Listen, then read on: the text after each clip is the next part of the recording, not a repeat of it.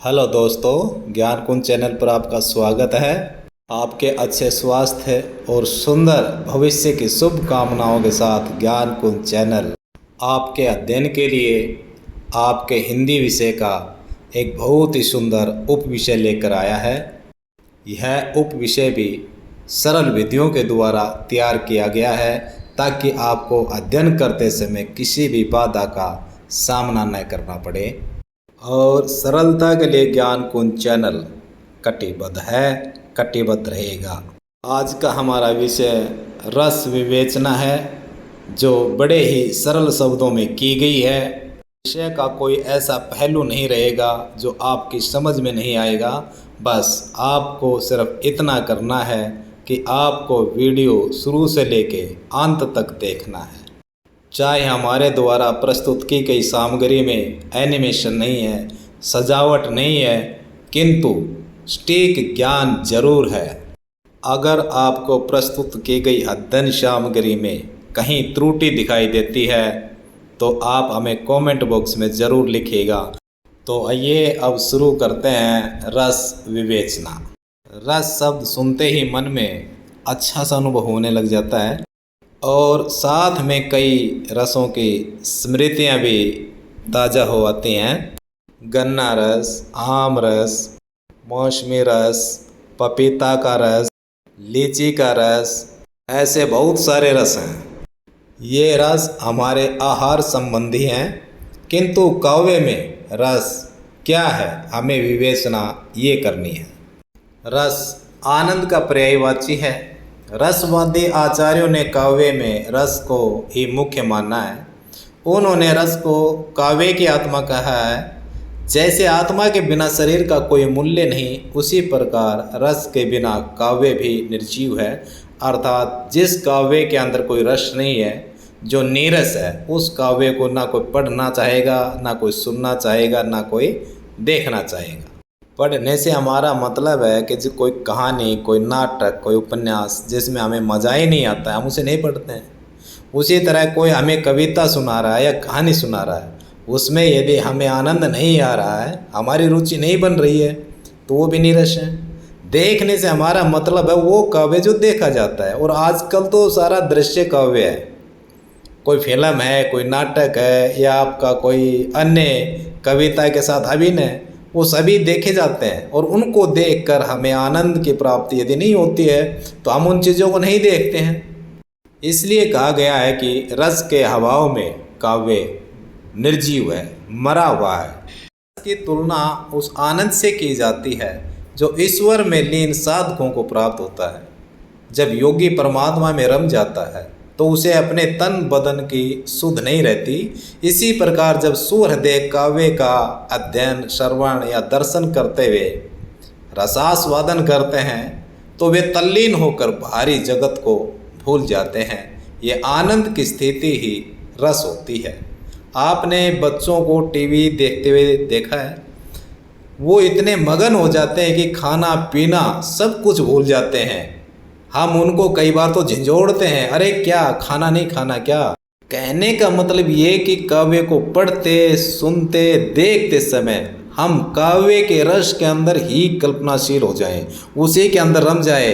यानी कि जो हमारे सामने नायक या नायिका है, उसकी जगह हम अपने आप को रख कर देखने लग जाते हैं। ऐसी स्थिति रस कहलाती है और इस रस को अलौकिक आनंद भी कहते हैं। रस की परिभाषा करते हैं। काव्य अर्थात कविता, कहानी, नाटक आदि को पढ़ने, सुनने या देखने से पाठकों को जो अलौकिक आनंद प्राप्त होता है उसे रस कहते हैं। अलौकिक का अर्थ यह है कि किसी एक विशेष भाव के साथ इस प्रकार जुड़ जाना कि उसे अपने आसपास के वातावरण की सुध ना रहे। यह शुद्ध बुद्ध खोना ही रस है। रस के अवयव। प्रथम अवयव है स्थायी भाव। मानव मन में स्थायी रूप में विद्यमान रहने वाले भाव को स्थायी भाव कहते हैं। काव्य को पढ़ते, सुनते, देखते समय कारण सामग्री को प्राप्त करके यह भाव रस में बदल जाता है। कहने का अर्थ यह है कि स्थायी भाव मनुष्य के मन में पहले से ही विद्यमान रहता है। मान लो आप शकुंतला का नाटक देख रहे हैं, तब दुष्यंत और शकुंतला के पारस्परिक प्रेम को देखकर आपके मन में रति भाव उत्पन्न होकर श्रृंगार रस का आस्वाद करता रहेगा। जब तक आप नाटक देखते रहेंगे तब तक ये भाव भाषित होता रहेगा। अगर इसकी जगह आप कोई वीर रस का नाटक देख रहे हैं तो आपके मन में नाटक चलेगा, तब तक वीर रस उत्पन्न होता रहेगा। विभाव सहृदय के मन में विद्यमान भाव को जगाने वाली कारण सामग्री को विभाव कहते हैं। इसके दो भेद हैं, आलम्बन विभाव और उद्दीपन विभाव। आलम्बन विभाव स्थायी भाव को जगाने वाली कारण सामग्री होती है। नाटक में दुष्यंत के लिए शकुंतला और शकुंतला के लिए दुष्यंत आलम्बन विभाव हैं। आलम्बन शब्द का अर्थ आधार होता है। स्थायी भाव जब तक हमारे मन में सुप्त रहेगा तब तक कि उसको जगाने वाली कारण सामग्री उसके सामने नहीं आएगी। विभाव का दूसरा भेद है उद्दीपन विभाव। स्थायी भाव को बढ़ाने वाली कारण सामग्री उद्दीपन विभाव होती है। आलम्बन विभाव स्थायी भाव को जगाने के लिए कारण सामग्री है, किंतु उद्दीपन विभाव उस कारण सामग्री को बढ़ाता है, उसमें वृद्धि करता है। उद्दीपन विभाव को और समझते हैं। दुष्यंत और शकुंतला जब एक दूसरे को देखते हैं तब मन में विद्यमान स्थायी भाव जगता है। उसके बाद उनकी चेष्टाएं और प्राकृतिक वातावरण उद्दीपन विभाव हैं, अर्थात स्थायी भाव को बढ़ाने वाली कारण सामग्री हैं।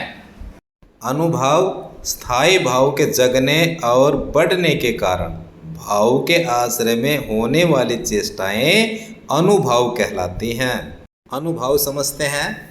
दुष्यंत और शकुंतला का एक दूसरे के प्रति आकृष्ट होना, कनखियों से देखना, किसी न किसी बहाने से एक दूसरे को देखने की कोशिश करना, दृष्टि मिलते ही आंखों में चमक आना, हल्की मुस्कान आदि अनुभाव हैं।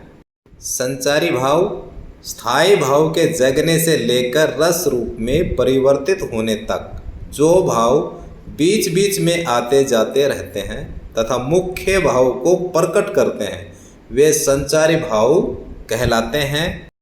उक्त शकुंतला दुष्यंत के प्रसंग में हर्ष, उत्सुकता, लज्जा आदि भाव आते हैं और प्रधान भाव को स्पष्ट करके विलीन हो जाते हैं।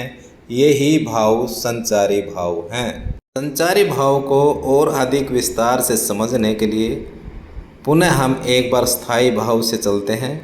शकुंतला दुष्यंत एक दूसरे के लिए स्थायी भाव जगाने का आलम्बन है, उनकी चेष्टाएं उद्दीपन है।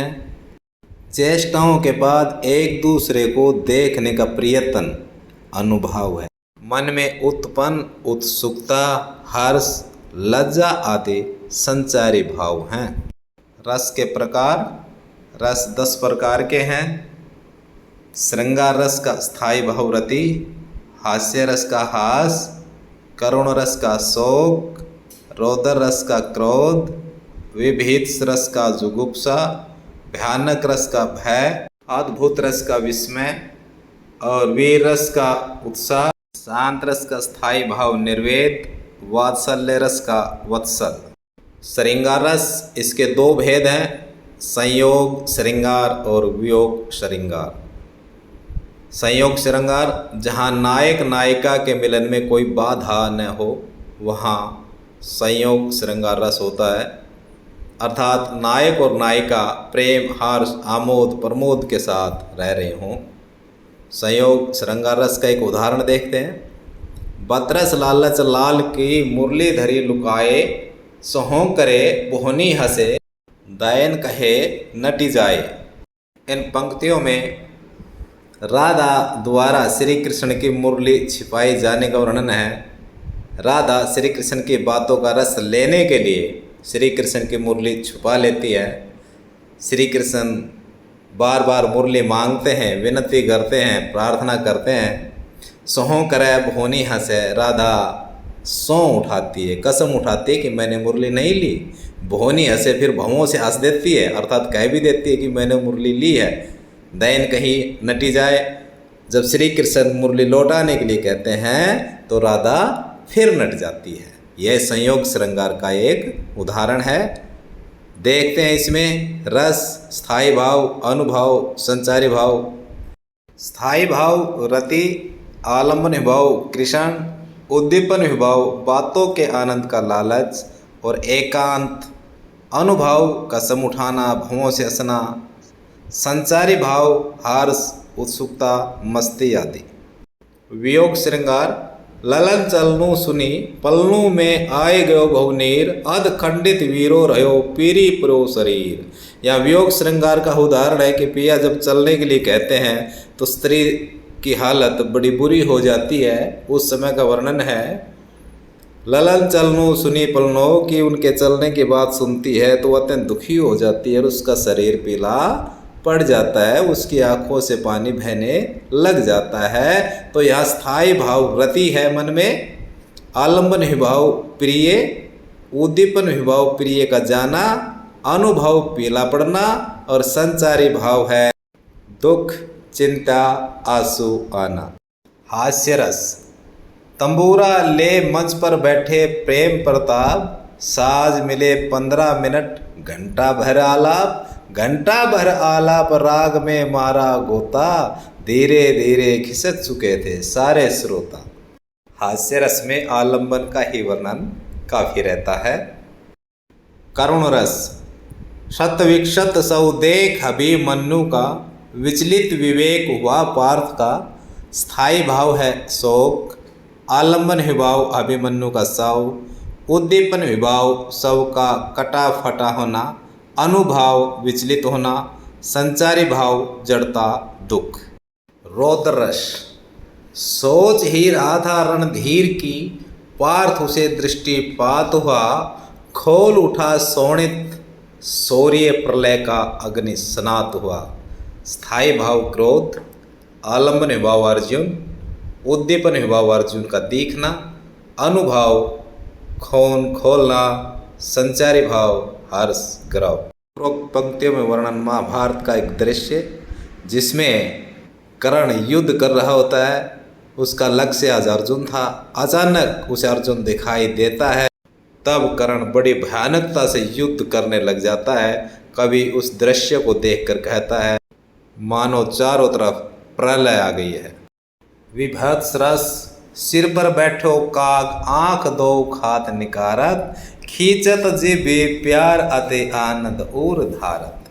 स्थायी भाव जुगुप्सा घृणा, आलम्बन सौ, उद्दीपन विभाव सर पर बैठा काग, अनुभाव आंखें फोड़ना, जीभ निकालना, संचारी भाव मुंह फेरना, आवेग आदि। अद्भुत रस रस अखिल भुवन चर अचर सब, हरे मुख में लखी मातु, चकित भय गद गद बचना, विकसित दृग्य पुलकातु। स्थायी भाव विस्मय, आलम्बन कृष्ण का मुख, उद्दीपन मुख में भवनों को देखना, अनुभव गद गद वचन, संचारी भाव हर्ष आदि। शांत रस क्या भाग रहा हूँ भार देख, तू मेरी ओर निहार देख, मैं त्याग चला निशार देख, अटकेगा मेरा कौन का, ओ क्षण भंगुर राम राम। स्थायी भाव निर्वेद, आलंबन विभाव अज्ञात संसार, उद्दीपन विभाव ऐसार संसार, अनुभाव संसार का त्याग, संचारी भाव हर्ष। वीर रस धनुष चरावत है जब ही, लखी रिपुकृत अपमान, हुलसी गात रघुनाथ को, बख्तर में न समात। स्थायी भाव उत्साह, आलम्बन विभाव शत्रु, उद्दीपन विभाव शत्रु द्वारा के अपमान, अनुभाव धनुष चढ़ाना, संचारी भाव हर्ष गर्व आदि। भयानक रस एक और अजगर ही लखी, एक और मृगराय, विकल बटोही बीच ही पड़ो मूर्छा खाए। स्थायी भाव भय, आलम्बन अजगर और शेर, अनुभव अजगर की भय उत्पन्न करने वाली चेष्टा, अनुभाव मूर्छा, संचारी भाव चिंता त्रास। वत्सल रस, माँ कहकर बुला रही थी, मिट्टी खाकर वह आई थी, कुछ मुंह में कुछ हाथ में लिए मुझे खिलाने आई थी। मैंने पूछा क्यों लाई हो, बोल उठी वह काओ माँ। हुआ प्रफुल्लित हृदय खुशी से, मैंने कहा तुम्हें खाओ। स्थायी भाव वात्सल्य, आलम्बन बिटिया, उद्दीपन विभाव बिटिया की तोतली आवाज, अनुभाव गदगद होना, संचारी भाव हार्श स्मृति।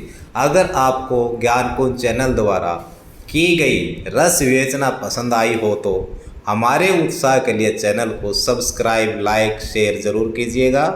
आपको आपके सुंदर भविष्य की शुभकामनाएं। धन्यवाद।